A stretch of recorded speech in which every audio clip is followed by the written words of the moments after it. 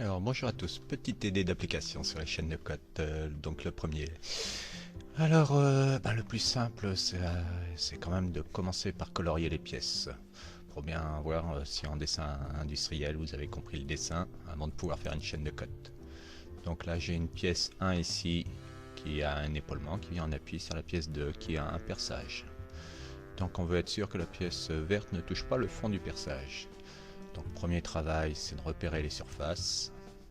Donc ici j'ai bien une surface de la pièce 1, le bout de la pièce verte, et ici le fond du perçage, la pièce 2.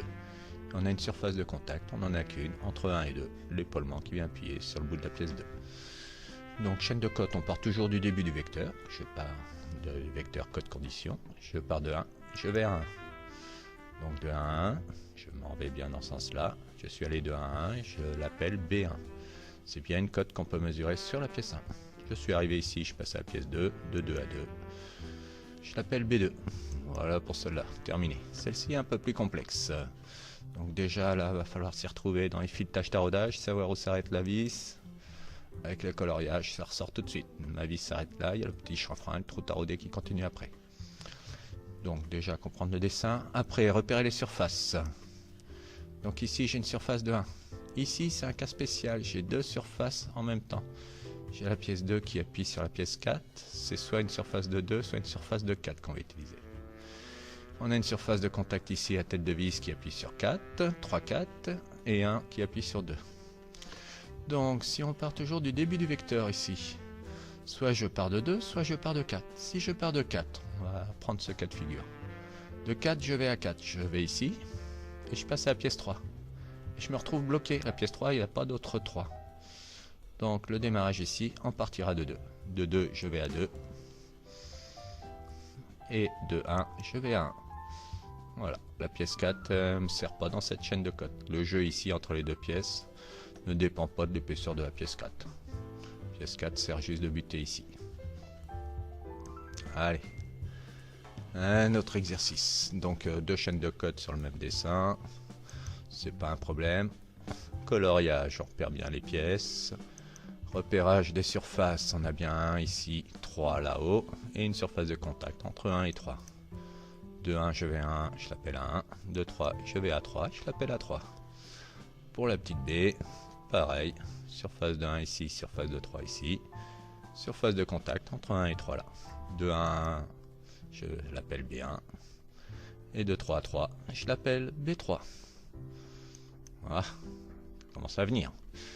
Donc on a une petite roulette ici qui est maintenue par un axe, elle va tourner autour de l'axe et elle peut se promener dans son logement ici de la pièce 1. Si on colorie, là on voit bien les pièces, les trois pièces. Repérage des surfaces, on a 1 et 3, après on ne cherche que les surfaces de contact. On a entre 1 et 3 ici et 1 et 2 ici. Alors on part du début du vecteur code condition. De 1, je vais aller à 1 et là j'ai le choix entre les deux. Alors si je vais de 1 à 1 ici, je vais passer à la pièce 2 et je me retrouve bloqué avec la pièce 2. Donc cette surface de contact ici, je ne vais pas l'utiliser. Et on voit bien que bon, ce qui se passe par là va pas influencer avec le jeu, sur le jeu qu'il y a ici. Les cotes importantes, ça va être la largeur de ma rainure de 1 à 1, je l'appelle à 1. Largeur de la rainure de la pièce 1 ici. Épaisseur de la roulette ici, de 3 à 3, je l'appelle à 3. Ben, j'ai le même dessin, mais c'est pas la même code condition. Là, on veut que l'axe dépasse un petit peu ici. Donc, toujours les mêmes coloriages, bien sûr.